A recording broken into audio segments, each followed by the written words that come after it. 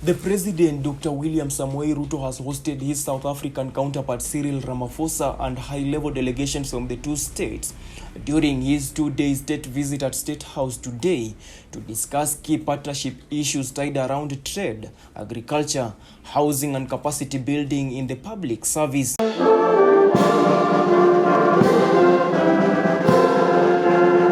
The two statesmen have revealed to speed up the processes of implementing the move by loosening the existing stringent immigration policies between Kenya and South Africa in a bid to boost continental trade, as the new regulations will see Kenyans travel freely to Africa's second-largest economy visa-free for up to 90 days per year effective January 1st, 2023. Kenya and South Africa have had good relations since South Africa defeated apartheid in 1994. The ties between our two nations continue to grow in all aspects of development and especially in trade.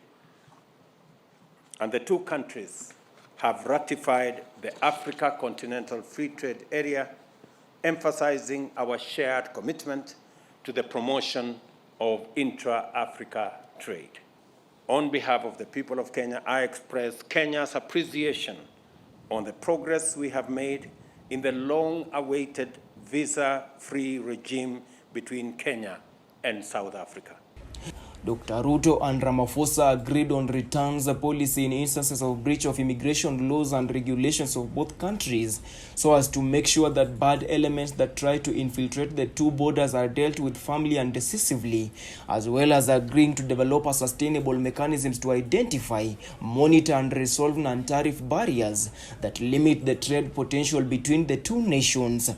We can only reap the full benefits of the MOUs and agreements we have signed through the full and effective implementation of all the undertakings we have committed ourselves to.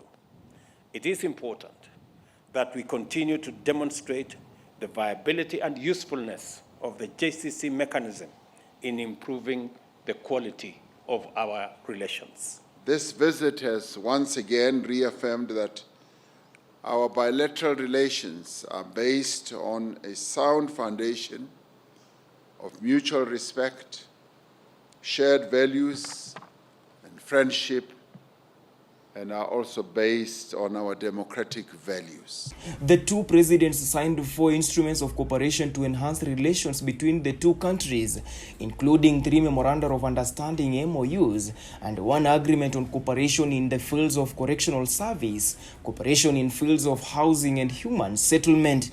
We are concerned over the continuing threats to international peace and security, particularly conflicts in the Horn of Africa, the Great Lakes region, and the Sahel. These conflicts cause suffering, disorder, and lead to unsafe migration and weakening of states.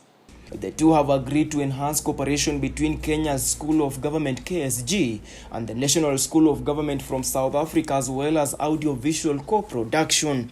We will have a different regime, thanks to your personal intervention on this matter and the wealth of experience that have been brought on board by your officials.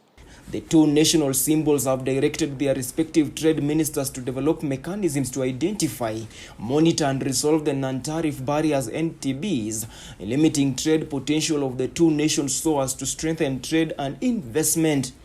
Kenya and South Africa recognize climate change as a definitive challenge of our time.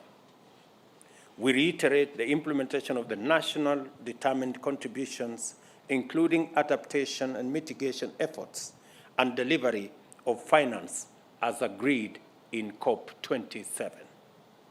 The two presidents recognize the existing cordial atmosphere of long-standing, warm, friendly and strategic relations. This will also be underpinned by other processes that we have agreed should take place, close monitoring of the implementation of this process, and also be able to have a return policy of those, as we call them, elements that would be undesirable to be able to be returned to Kenya. And this, in many ways, just strengthens the relationship between South Africa and Kenya, but more importantly, the people-to-people contact. Stanley Lugaria, the informer, uncovering the truth. Always impressed with all these animals.